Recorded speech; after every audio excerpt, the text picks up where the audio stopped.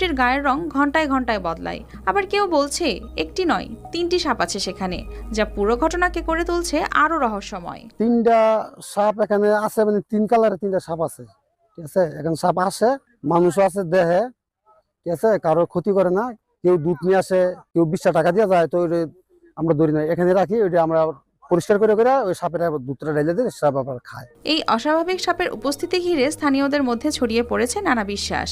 একে সাধারণ সাপ নয়, জিন বা পরী বলে মনে করছেন কেউ। আবার হিন্দু ধর্মের দেবী মনসার প্রতীক হিসেবেও দেখছেন অনেকেই।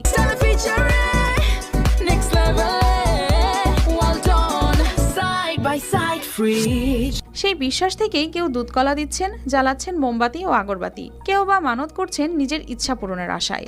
বলছে এখানে আমার উত্তপ্ত না করে, আমি তোকে কোনো ক্ষতি করব না, আমার সেবা দিবি, আমার কোনো তোর অসুখ বিসুখ যাই বিপদ আর তোরা পড়িস না কেন, তোরা আমার স্মরণ করলে আমিও তোকে স্মরণে রাখবো। ইউপি সদস্য